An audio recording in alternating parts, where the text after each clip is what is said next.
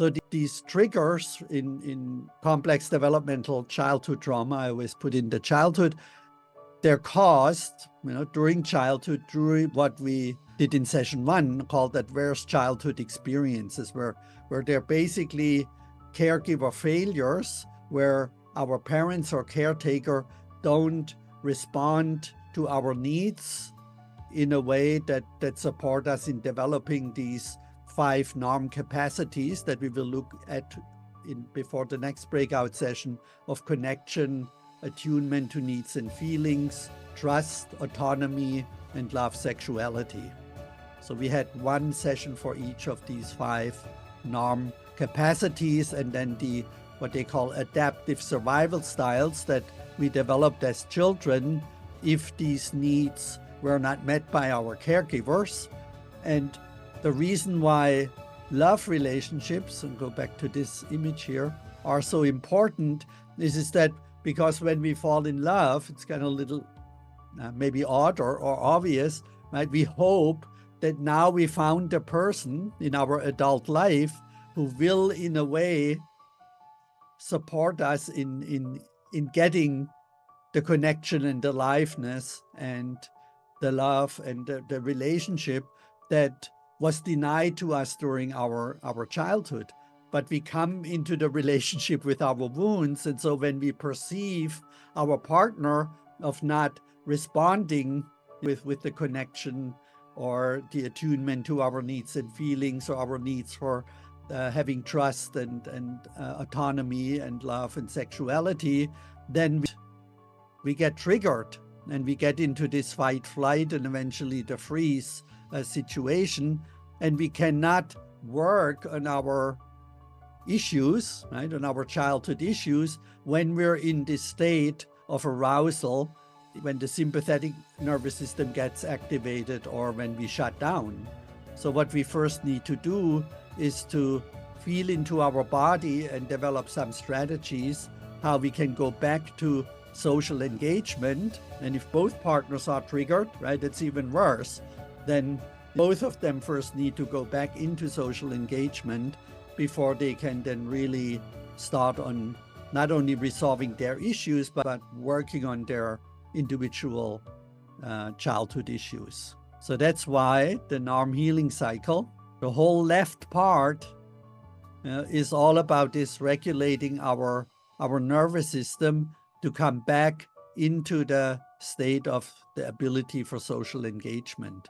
So that's half of the cycle, of the circle here, or the cycle, healing cycle. And so we already practiced this in one of the sessions, and everybody has different strategies. And I would say what's almost missing here in the cycle is that people acknowledge that when we get triggered, right, when there is a trigger here, so what is real, right, is the perception of what we have of the partner in the moment. So that is very important, that we realize our partner is doing something or not doing something, right, that stimulates or triggers this old wound. And what's also real is the feeling that we feel, right? The anger, the despair, the hopelessness, the frustration, whatever it is, right? That is real. What is not real is what is underlying that reason, right? The underlying reason, if there is no threat to your imminent survival, right? It's also like more anxiety, is not real because it was in the past, right? It was real in the past, but it's not real any longer. But your unconscious mind thinks it is still real. Oh, that's not what your mind really is saying, right? But when I was 6 months old, my mother was in the hospital and couldn't take care of me, for example. And I got really frightened, right? And I got into this panic, and then my nervous system shut down, right? And that got stored in your unconscious. And now if your partner, let's say, says, I need to go away to the hospital, that's a silly example that I'm just pulling out my sleeve, right? Now that old memory get triggered, this unconscious, and you go into this panic mode and don't leave me, right? That's too painful me to experience. Right? So him going to the hospital or her, and the pain you experience is real, but the cause of the pain is not real, because he or she is not your mother, right? And you're an adult now, he or she is coming back. So that, in short, was a lot of information. So I would say, a lot of people, they still say, no, you're doing it to me. You're hurting my feelings. You're hurting me right now, right? And what's true is, yes, you're hurting, right? And yes, it's because I'm doing something, but it is not threatening really our relationship. It's just perceived as threatening. And in order then to get to the right side of the circle, to do the healing, we first need to calm down and get into the state of the capacity for social engagement. So first breakout, and we do this relatively short. I want you to describe a situation where you got triggered. So that's the invitation for you for the first breakout. So now when we calm down our nervous system, then we get to the top of the cycle, which is increasing awareness of adaptive survival styles. So once we're going to look at these or revisit those in a moment, then this allows us to start this inquiry into our, and I would have put false identity here, when we call it in the integral relationship training, false identity. Which then, once we do this inquiry, which is basically, as you will see in a moment, which of the adaptive survival styles were triggered, right?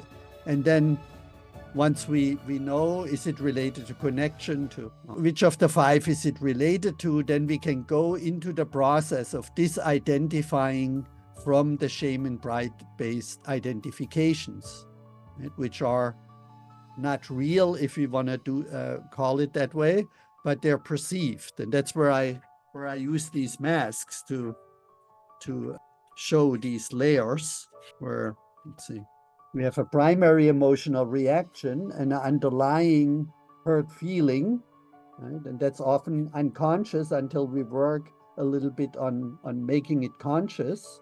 That's really where the wound is, that is protected by this first fight-flight emotional reaction, right? You're hurting my feelings, fuck off, right? Or I'm gonna run away, I cannot deal with it. And that's because I don't wanna relive these hurtful, painful feelings, because there is this real painful belief about myself that I don't wanna acknowledge. And underlying that is my deepest fear, and underlying that is my false identity. So that's what NARM helps us to get in touch with this false identity. And then below that is our authentic self that has the capacity for connection, aliveness, and being in a loving relationship, right? And it's covered up by all these layers of this old stuff. And so in the next breakout, which we'll do a little longer, I want you to, and I hope you can do that, again, recall a situation where you got triggered, and which of these adaptive survival styles do you think was triggered? So the connection capacity is that we belong in the world, right? That we feel we belong in the world, we're in touch with our body, our emotions, capable of consistent connection with others. And the adaptive survival style is this feeling disconnected from physical and emotional self, and difficulty relating to others. And then there are these shame identifications and these pride-based counter identifications. Or when you got triggered, was that related to your difficulty to knowing what you need and feeling that your needs deserve to be met by your partner? So some people, they don't feel well, they're upset, but they don't really know what they need, and they cannot express it to their partner. And then they don't have the ability then to reach out for and take in physical and emotional nourishment, and to take in the abundance that life offers, right? And then there is again the shame-based and the pride-based identifications and counter identifications. Or is the situation that you were in trust related, right? Where you feel you cannot depend on anyone else and you feel that you always need to be in control, right? You feel let down by others and you just don't have the capacity to trust yourself and others, and trust, that's a topic that is very important, is often when we don't trust others, it really means that we don't trust ourselves to be okay, even if we're let down in some situations by others, right? That we then don't have the capacity to choose our response in that situation. And so that's why we feel we always need to be in control and we cannot depend on anyone. And then we feel small, powerless, used, betrayed, or always this overreaction of being strong and successful and larger than life. And then autonomy is this capacity to set boundaries and to speak our mind, and that doesn't mean, right, to push other people away and not to be in a relationship. Actually, the contrary, right, that we can ask our partner for what is okay and what is not okay, and to speak our mind without guilt and fear, without feeling burdened and pressured by others, and without having this difficulty of setting limits and saying no directly. So is your situation related to that, or is it related to this overall sense of not feeling lovable, right? You're not living with an open heart and integrate this capacity of having an open heart with a vital, healthy sexuality. So this is kind of like two topics, right? Problems with sexuality, problems with the heart chakra. And so you feel easily hurt and rejected, physically flawed. Your self-esteem is based on looks and performance, and you just struggle with the heart chakra and the fourth and the second chakra. When you got triggered the last time in your relationship, was it related to some old connection wounds, right? That you disconnect from your capacity to connect with your feelings and your emotions. And then as you do that, you also disconnect from your partner emotionally, right? You have no compassion. Or is it related to your inability to express your needs and feelings? That would be the second one, the attunement to your needs and feelings and taking nourishment. Is it related to trusting yourself and others? Is it related to autonomy, or is it related to, your heart being closed and issues around love and sexuality? And then which of the pride, the shame-based identifications and the pride-based counter-identifications resonate with you? So pick one, right? You cannot do all five. Just pick one of them and then share with your partner, and then your partner can share with you.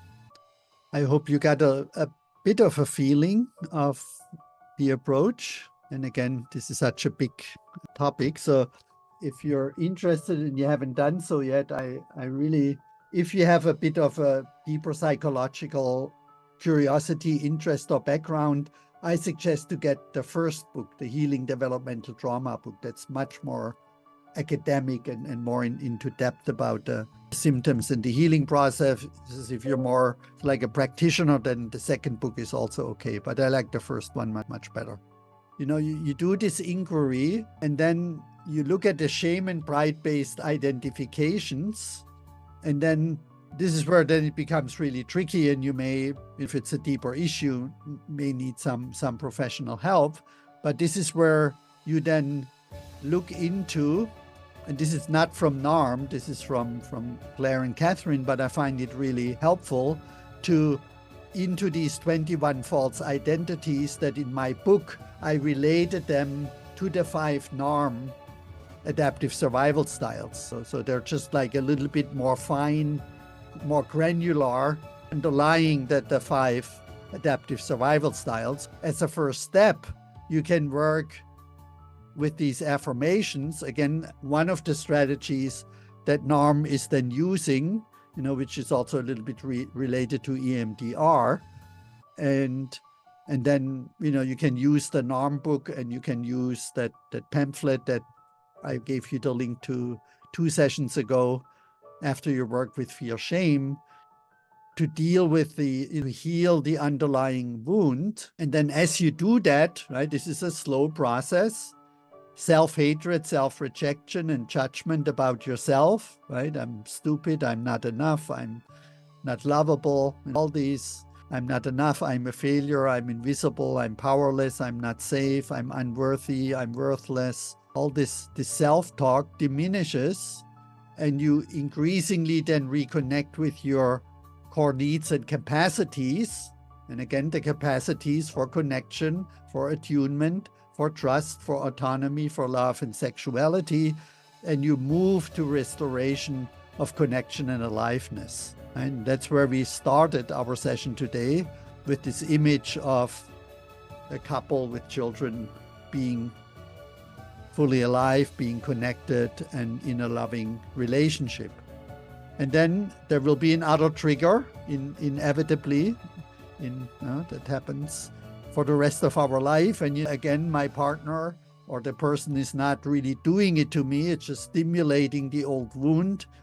You can do the calming down process, right here. When you get triggered, you calm down, and then you go into social engagement, and then you can do the inquiry, disidentify from the shame and pride-based identifications, and go back to your true self, which may only be an affirmation or some other support of, you learning that this was the past, right? It was a perception that you had in as a child because of caregiver failures or of adverse childhood experiences. And then the self-hatred diminishes, you reconnect, you restore, and you become a more and more alive, connected, and happy and loving. How is that? Does that sound good? And that's why relationships are so important, because when do we get triggered the most, right? That's in relationships. Because I know people that say, in a way, life was great and I was happy that I got in a relationship and then the shit got triggered, right? But when we use these techniques and both partners do that, then of course we keep the relationship alive, and it's growing and expanding. And that's what the integral model is all about, a much more comprehensive model around learning, healing, growing, and awakening. And NARM, that they're into awakening, they're into all these things too, but they just mention them. They don't have a deeper insights that Ken Wilber gave us. What about, the much larger context of what to learn about relationship, so heal, NARM, right, contributes tremendously to the integral model in the healing part, and then the growing and the awakening part, integral has the better tools. And so next week I will go a little bit more into showing how I integrate the NARM method and model, how that integrates really with each of the 26 modules of the integral relationship model.